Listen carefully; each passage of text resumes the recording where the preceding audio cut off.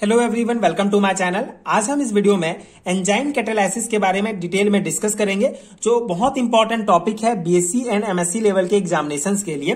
So enzyme catalysis क्या है, इसको समझने से पहले कैटालाइसिस क्या होता है, कैटलिस्ट क्या होता है, उसके टाइप्स, उसके कैरेक्टरिस्टिक, ये जानना बहुत इंपॉर्टेंट है।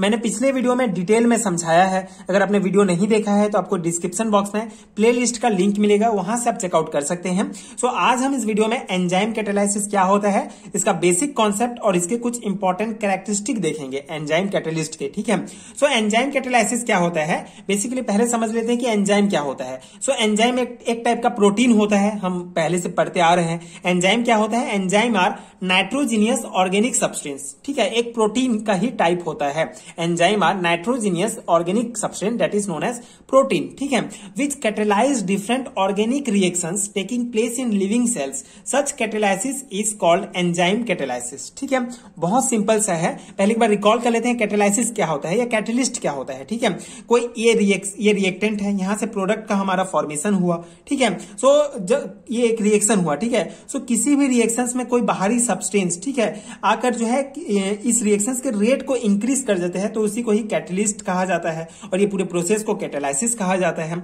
सो इसी प्रकार ये तो किसी भी रिएक्शंस में होगा जो बाहर में होता है, लेकिन जो लिविंग सेल्स हैं, ठीक है, जो ऑर्गेनिक रिएक्शंस होते हैं, लिविंग सेल्स मतलब हमारे शरीर के अंदर भी कई ऑर्गेनिक रिएक्शंस होते हैं। सो लिविंग सेल्स में ऑर्गेनिक रिएक्शंस जो होंगे उनके रेट को इंक्रीज करने के लिए जो सब्सटेंस, ठीक है, जो बाहरी सब्सटेंस यूज किया जाता है वो एंजाइम होता है। ठीक है, और ये जो एंजाइम होता है ऑर्गेनिक रिएक्शंस के रेट को इंक्रीज कर देता है, इसीलिए एंजाइम्स को कैटलिस्ट भी कहा जाता है। ठीक है, मतलब जो भी एंजाइम जो है ऑर्गेनिक रिएक्शंस, लिविंग सेल्स के अंदर ऑर्गेनिक रिएक्शंस को इंक्रीज करते हैं, उनको जो है हम क्या कहेंगे, एंजाइम कैटलिस्ट कहेंगे, और इस पूरे प्रोसेस को एंजाइम कैटालाइसिस कहा जाता है। ठीक है, सो बहुत बेसिक सा डेफिनेशन है। Enzyme are nitrogenous organic substance which catalyze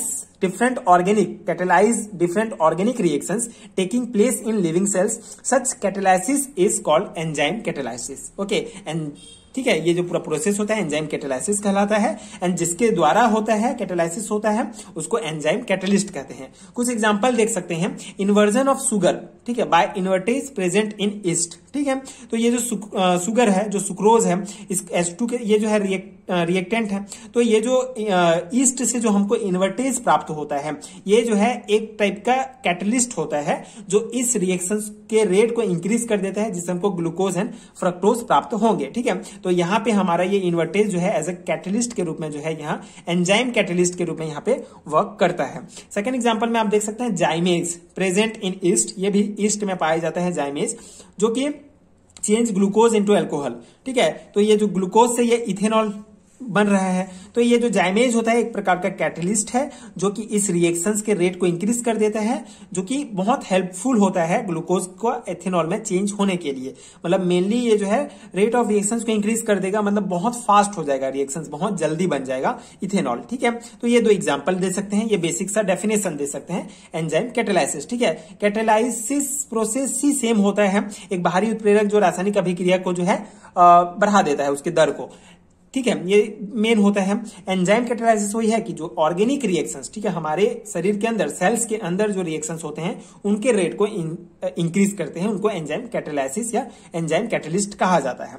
अब कुछ इंपॉर्टेंट कैरेक्टरिस्टिक डिस्कस कर लेते हैं एंजाइम कैटलिस्ट का। ठीक है, एंजाइम कैटलिस्ट के कुछ इंपॉर्टेंट कैरेक्टरिस्टिक, पहला है fundamental of enzyme catalyst are very specific. ठीक है, जो फंडामेंटल है, ठीक है, जो कार्य है इसके, जो फंक्शंस हैं एंजाइम्स कैटलिस्ट के, वो बहुत स्पेसिफिक होते हैं। Rate of the reaction is proportional to concentration of enzyme. ठीक है, एंजाइम के कंसंट्रेशन के डायरेक्टली प्रोपोर्शनल होता है रेट ऑफ रिएक्शन। जितना ज्यादा कंसंट्रेट होगा एंजाइम, उतना ज्यादा रेट ऑफ रिएक्शन जो है चेंज होगा, ठीक है, बढ़ेगा। Activity of enzyme are maximum at a definite temperature and pH. ठीक है, एक ऐसा डेफिनेट पीएच एंड टेम्परेचर होता है जिसमें जो एक्टिविटी होता है एंजाइम कैटलिस्ट का वो बहुत ज्यादा मैक्सिमम होता है। And activity of enzyme can be destroy और रिड्यूस। ठीक है, जो एक्टिविटी होगा एंजाइम्स कैटलिस्ट का उसको डिस्ट्रॉय भी किया जा सकता है, रिड्यूस भी किया जा सकता है, कम या ज्यादा कर सकते हैं। ठीक है, एंड बाय को enzyme activity of enzyme can be increase. ठीक है, को एंजाइम क्या होता है, एक टाइप के जो है कैटलिस्ट प्रमोटर टाइप के होते हैं, जो एंजाइम कैटलिस्ट के जो एक्टिविटी होगा उसको इंक्रीज कर सकते हैं। And this form colloidal solution with water, ठीक है। जो ये एंजाइम कैटलिस्ट होते हैं ये वाटर के साथ कोलाइडल सॉल्यूशन एक बनाते हैं। And enzyme are destroy after the completion of reactions, ठीक है। तो ये एंजाइम्स जो कैटलिस्ट होते हैं ये डिस्ट्रॉय हो जाते हैं जब रिएक्शंस कंप्लीट हो जाता है, ऑर्गेनिक रिएक्शंस, ठीक है। And this are the destroy by the UV rays also, ठीक है। यूवी रे के संपर्क में अगर ये एंजाइम कैटलिस्ट आएंगे तो भी ये जो है डिस्ट्रॉय हो सकते हैं, ठीक है। मतलब यूवी लाइट के द्वारा जो है एंजाइम कैटलिस्ट को डिस्ट्रॉय किया जा सकता है।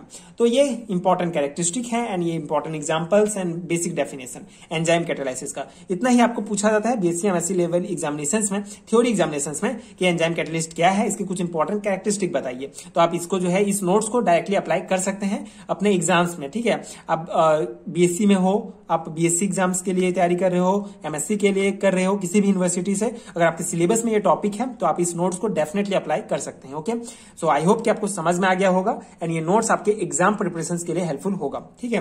अगर आपको इसका पीडीएफ चाहिए तो आपको नीचे डिस्क्रिप्शन बॉक्स में लिंक मिलेगा पीडीएफ स्टोर का, आप जरूर चेक कर सकते हैं। वहां आप एमएससी एंड बीएससी लेवल के सारे हैंड नोट्स ले सकते हैं। एंड अगर वीडियो हेल्पफुल है तो आगे के वीडियोस देखने के लिए प्लीज चैनल के साथ जुड़े रहिए। Please like and subscribe to my channel and thank you so much for watching.